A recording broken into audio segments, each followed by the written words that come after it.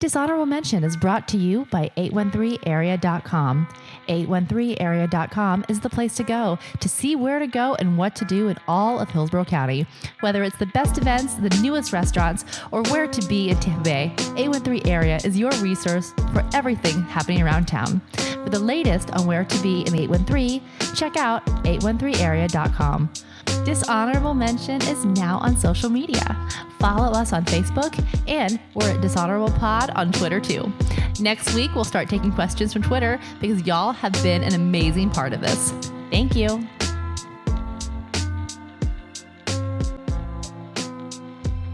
Welcome to another episode of Dishonorable Mention. I'm Ernest Hooper with the Tampa Bay Times, and joining me as always, Representative Chris Latvala, community activist Becca Teeter, and communications specialist Dr. Carla Mastracchio.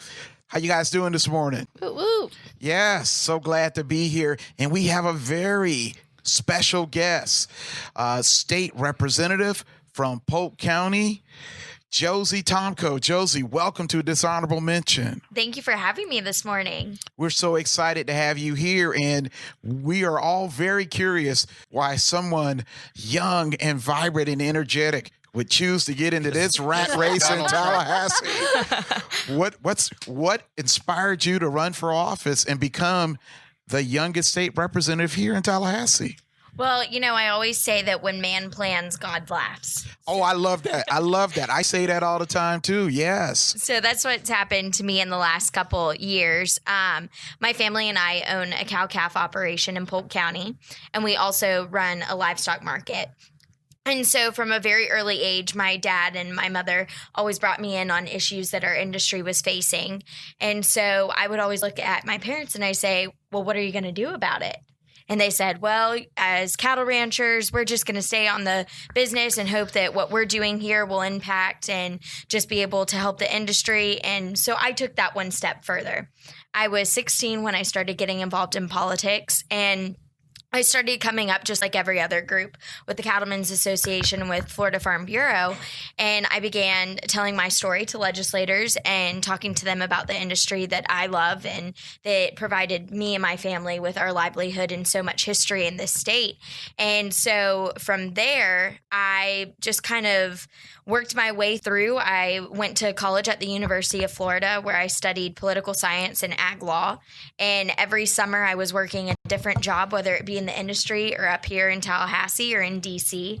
And the man who I took his spot in this seat, so the former representative, District 39, I was in my final semester at the University of Florida, and he called me to say, hey, I was just appointed by the president. Neil Cumby, yes. Neil Cumby, yes. Who's a wonderful family friend and a great mentor. And he said, hey, I'm running for this position, and I've been praying about it to see who could be a leader to come up and really represent us well. And he said, your name keeps popping in my head. And me, being a senior in college, I asked him, I said, are you being serious or what's going on here? And he said, no, you've been a wonderful advocate and you've made some really strong connections. I'm third generation in the area that I'm representing and seventh generation Floridian. So Florida is my state and Polk County. Those are my people. And so I just thought that it was great time. And like I said, man plans, God laughs. Yeah. So that's what happened. Imperial Polk County, yes, we need to say. IPC. So your seat has a history of yielding young state representatives. I think Adam Putnam once held that seat, and I think he was 23 when he first came to Tallahassee, right? He didn't hold the exact seat, but he represented the area, Bartow, which I have a very small portion of. But in Polk County in general, we have a lot of young members that have come through. Adam Putnam, Seth McKeel. I'd like to say we breed them young. But no, I think that when you have a background that's unique like mine and like Adam, you grow up a lot faster than the average child. What have you thought of your first session, and what are some of the bills that you are particularly proud of that you've passed and have sponsored? I know you have a very important one having to do with police dogs. Yes, so I'm super pumped that on Wednesday, the governor is actually signing my first bill into law with the Senate, and that is a bill that increases the criminal penalties for killing a canine in line of duty. That is amazing. Well, thank you. It unfortunately had to come after so many tragedies happening. Absolutely. But there is a woman in Jacksonville, Debbie Johnson, and after Fang, the canine in Jacksonville, was killed, she started Canines United. And so she has been advocating for this for a time. And so she got with Senator Aaron Bean and Representative Cord Bird, and they reached out to me and said, hey, we would like you to take this on. And so I was just very privileged that they let me come in and help advocate for that. That is such a wonderful And when thing. the bill would get heard in committee, there would be several canines that Canine were on duty constituents? Oh, yeah. that would show Yeah. up to. We had St. Pete. They sent a unit over, Lakeland Police Department, our Polk County Sheriff's Office, Auburndale, Leon County. We had a number of officers coming up, and we loved when the canines came in because I think they made the bill pass through. Of course. Anytime you bring 4 legs in, I think the entire room is going to be like, whatever you want. We'll just give Absolutely. you whatever you want. So do you have a favorite canine that came in? I don't think I have a favorite, but Tater was a part of my first bill Tater. presentation, and he was a hoot, so we liked having him. He actually stood beside me when I presented my bill, so I felt very safe and secure. That's pretty awesome. Well, let's talk a little bit about your college experience. And I have a question coming from Retta in North Carolina. Okay. And she wants to know, how has your college experience prepared you to serve the public? So talk a little bit about what you were involved in, any organizations, like whatever you feel might have helped shape your life post high school. So when I got into college, I knew that I wanted to got out of high school, I knew I wanted to go to the University of Florida. Being someone whose entire background was in agriculture, I always wanted to study something different because I feel that getting other people's input and hearing other people's debates and just seeing life through someone else's eyes is a lot better than sticking with folks who you already agree with their opinion. So that's what prompted me to go the political science route. And so in college, there were a lot of people who did not believe the things that I did. And I think that prepared me to come up here to Tallahassee because you have to hear the other side. You have to hear what other people are going through and what prompted their opinions and life experience that led them to where they are. And I established really great relationships with different individuals who believed what I believed and did not believe what I believed. And I think that that's what makes a good public servant, is someone who can view every side and isn't just one-sided. And I think, you're such a great representative of your generation. Another question that I got was, how would you describe your generation in one word? And I have a follow-up question to that after you. Well, it depends which part you're talking about of the generation. I'd say that we're all very motivated and determined. I think that our generation gets a really bad rap because people think that we want everything handed to us. But I have to say that, at least for the individuals that I know of my generation, we hustle. We make sure that we are out and in front of everything. And I think that we have very different opportunities than others had in the past. And so for my friends and people that I have experienced through the whole college system and getting to a professional life, we've all worked very hard and had a set sight. I mean, we knew what the goal was at the end of the day of where we wanted to go. And I think that's very unique. And I think that we get a bad rap, but I hope that people see that we can be leaders. Well, and it's really interesting that you say that, because so much of the work that I do with college campuses and young leaders across the country, our efforts now are focused almost exclusively on goal setting, and that is what motivates. It's not empathy. It's not emotion. It's what is the impact on the long term. And so you are speaking straight eye gen right here, right now.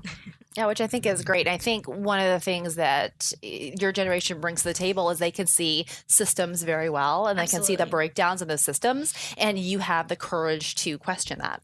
Like, why does it have to be this way? Let's examine the art of the possible. So I think that's, pretty awesome. I like that too. The ability. Hashtag art of the possible. Hashtag dishonorable mention. No, I mean, I think that you really embody, the spirit of our podcast and what we're trying to do, like the political local project that we're trying to bring to, to the people, as I say, I think that you really do embody that pretty well. So what do you think, and another question from the same person, sent me a text, what do you think is the greatest contribution your generation will be known for? Oh, wow. That's hard. And you can break it out. You don't have to say just one thing. If you have a list of things that you think that will be your legacy, you can talk about that too. I think our contribution is that you see younger people getting more involved and having, with the way that the world is going right now and with the way of social media, you see more people being advocates and more people having a voice for what they believe in. And so I think that for our generation, we're going to be the generation that really stands up for what we believe in and stands firm in those positions. I hope that we become a generation that can be just be more tolerable to people's beliefs. And I just think that we're going to be the generation that really makes a mark. There's younger people getting involved in politics. My class has probably the youngest members of all. We are all under, average. Well, half of y'all are 40. born in the 90s. I know, 95, baby. So, yeah, we are. It's really interesting to see. So I think that our impact is just what strong advocates we can be for what we believe in. And I think that that's very unique. So, Josie, you don't think old cynical people like me should be worried that your generation is distracted by the Kardashians and some of the celebrity trappings that we find in the news? We hear a lot about young people being more engaged, but voter turnout in 2018 did not fully reflect the kind of engagement we want to see from your generation. What can people like me do to get more people politically engaged? I think that, in the age of the Kardashians, as you point out, which one I do watch, I love keeping up with the Kardashians. But I think that... Please tell us who your favorite is. Oh, no, that's so hard. I'm a Kim K. Love Kim K. Yeah, Kim's pretty cool. I respect that. Yeah. And she got a woman out of prison. That's amazing. Yeah, she's and pretty like amazing. I said... Chris Humphries is still my favorite of the Kardashians. He's such a jerk. You need to... No. No, but I think that... There are a lot of younger people getting involved, but I don't think that it's the masses that you're seeing on social media that are falling into whatever the cool and popular way is of celebrities. I think that there are a lot of young people that kind of just put their head down and kind of go and roll that way. And that's what I've seen is, you don't really need a lot of social media presence or a lot of recognition on that front. You can do some other things without putting on Instagram or Twitter what you're doing. You can be involved in other ways. And so I know personally that the people that I've come in contact with, that older generations should be very proud. All right. Now, Josie, we've been doing this with all our guests. One of the most popular memes from 2018 said that your entire life is defined by the number one song on your 14th birthday. And do you have any guesses which? So we have looked up what the number one song was on your 14th birthday. We have it here, but yes, would you like to wager a guess before we reveal this to the entire planet? We could give her the artist too. No. Okay, all right. No clues. Oh, I don't know. I was listening to all sorts of stuff when I was 14. I think it's perfect for her because it's epic and it's powerful. Yeah. What So is it? from the Black Eyed Peas. I got a feeling. Oh, I love that. Isn't that such a good song? Yes. Yeah. And so another So thing. I'll alert the speaker that that's now my walk-up song. There you go. There you go. Yes. Another thing we do is we look up the Florida man story that happened on your birthday. And this also happened on your birthday a couple years ago. Florida man gets $37,500 after officer thought donut glaze was meth. Imperial Polk County for you, I guess. Well, thank you so much for being on the show. Let the people know where they can find you and how they can contact you. So my office is in Auburndale, and we have the lovely Robin, who's always there, and I'm there back in the district after session every Tuesday. And if not, you can go on my Facebook and on Twitter. I'm pretty accessible. You can email me whenever, and I always try to write back. So, And what is your Twitter? I think that's a good question. As a millennial, I'm definitely not up on the times like most of them. I don't even know how to work Twitter. Well, At Josie Tomko. Very simple. keeping it straight and classy. We love it. And thank you so much for being a absolute living example for people who are younger than you, to have someone to look towards and say, not then, but now.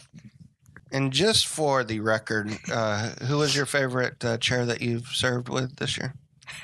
Well, to not get in trouble because he's sitting beside me, Chairman Latvala would have to be my favorite. Great. Now we have hazing of a new freshman. We apologize, and we think she loves all her chairmen. All right. Thank you so much, Josie. You are a delight, and our state is in good hands with your leadership. Thank you. All right. That'll do it for another episode of Dishonorable Mention. We'll talk to you again soon. Bye.